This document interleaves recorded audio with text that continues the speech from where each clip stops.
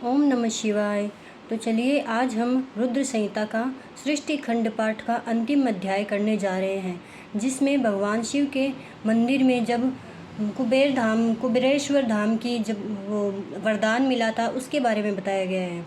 जब एक चोर भगवान शंकर के मंदिर में चोरी करने के लिए जाता है, तब उसको भगवान शिव के द्वारा वरदान देना और कुबेर का स्वामी बनाना, तो उसके बारे में आज हम चर्चा करने वाले हैं।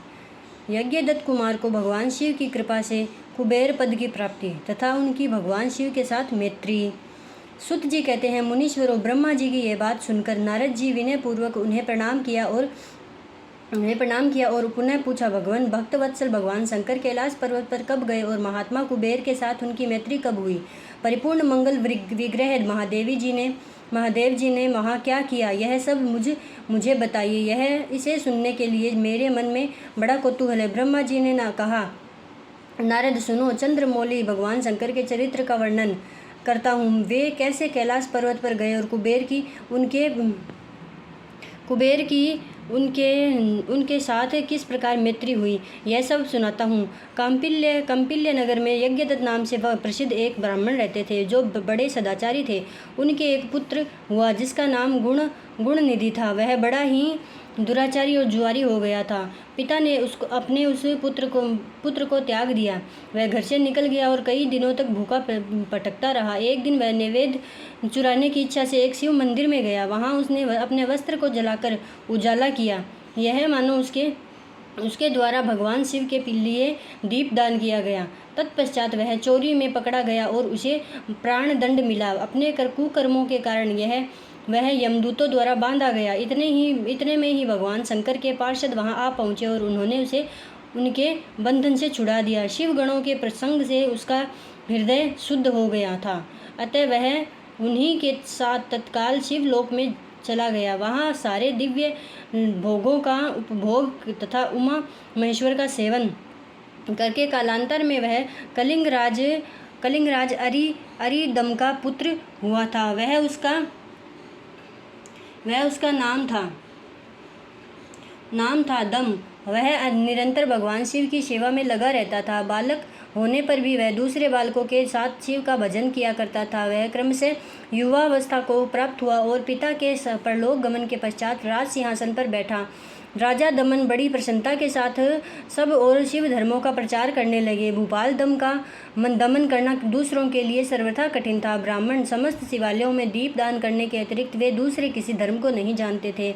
उन्होंने अपने राज्य में रहने वाले समस्त ग्रामाध्यक्षों को बुलाकर वह यह आज्ञा दे दी कि शिव मंदिर में दीप दान करना सबके लिए अनिवार्य है। सिर्फ जिस ग्रामाध्यक्ष के गांव के पास जितने शिवालय हो, वहाँ बिना कोई विचार किए सदा दीप जलाना चाहिए। आजीवन इसी धर्म का पालन करने के कारण राजा दमन ने बहुत बड़ी धर्म संपत्ति का संचय कर लिया। फिर वे काल धर्म के अधीन हो गए। दीपदान की वासना से युक्त होने के कारण उन्होंने शिवालयों में बहुत से दीप जलवाए और उसके फलस्वरूप जन्मांतर में वे रत्नमय दीपों की प्रभा के आश्रय हो अलकापुरी के स्वामी हुए। इस प्रकार भगवान शिव के लिए किया हुआ थोड़ा सा भी पूजन या आराधना समयानुसार महान फल देता है। ऐसा जानकर उत्तम सुख की इच्छा रखने वाले लोगों को शिव का भजन अवश्य करना चाहिए। वह दीक्षित का पुत्र जो सदा सब प्रकार के अधर्मों में ही रचा पचा रहता है, देव योग से शिवालय में धन चुराने के लिए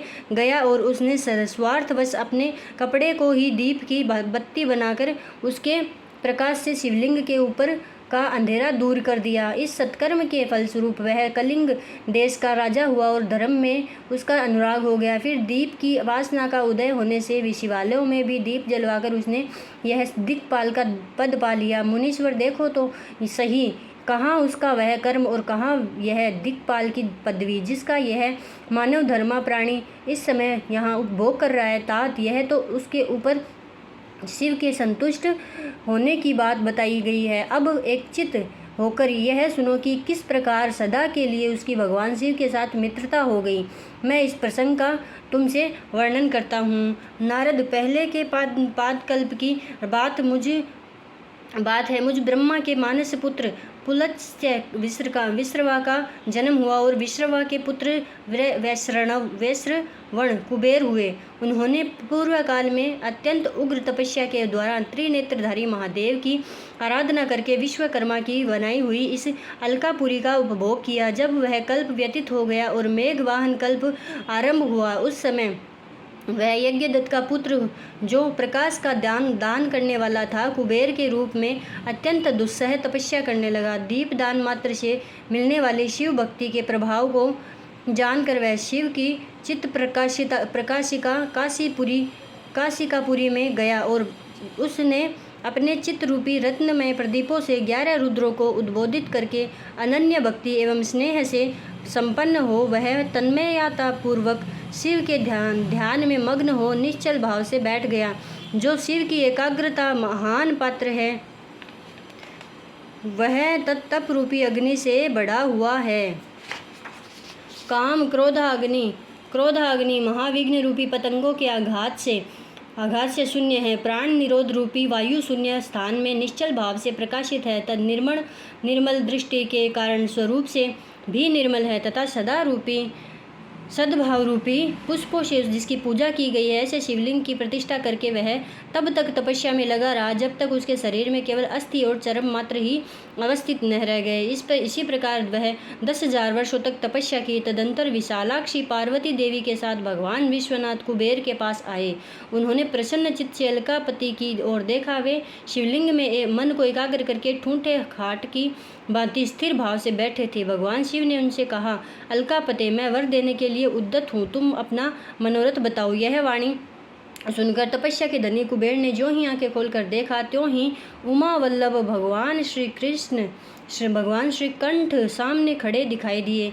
वे उदय काल के सहस्त्रों सूर्यों से भी अधिक तेजस्वी थे और उनके मस्तक पर चंद्रमा अपनी चांदनी बिखेर रहे थे। भगवान शंकर के तेज से उनकी आंखें चौंधिया गई, उनका तेज प्रतिहत हो गया और वे नेत्र बंद करके मनोरथ से भी परे विराजमान देवेश्वर शिव से बोले, नाथ, मेरे नेत्रों का वह दृष्टि शक्ति दीजिए जिससे आपके चरणान अरविंदों का दर्शन हो सके। स्वामिन, आपका प्रत्यक्ष दर्शन हो, यही मेरे लिए सबसे बड़ा वर है। ईश, दूसरे किसी वर से मेरा क्या प्रयोजन है। चंद्रशेखर, आपको नमस्कार है। कुबेर की यह बात सुनकर देवादिदेव उमापति ने अपनी हथेली से उनका स्पर्श करके उन्हें देखने की शक्ति प्रदान की। तब दृष्टि शक्ति मिल जाने पर यज्ञदत्त के उस पुत्र ने आंखें फाड़ कर अपने उमा की ओर ही देखना आरंभ किया। वह मन ही मन सोचने लगा, भगवान शंकर के समीप यह सर्वांग सुंदरी कौन है? इसने कौन सा ऐसा तप किया है जो मेरी भी तपस्या के बढ़ गया है? यह रूप, यह प्रेम, यह सौभाग्य और यह असीम शोभा सभी अद्भुत है। वह ब्राह्मण कुमार बार बार यही कहने लगा। जब बार बार यही कहता हुआ वह क्रूर दृष्टि से उनकी ओर देखने लगा, तब वामा के अवलोकन से उसकी बाईं आंख फूट गई। तदंतर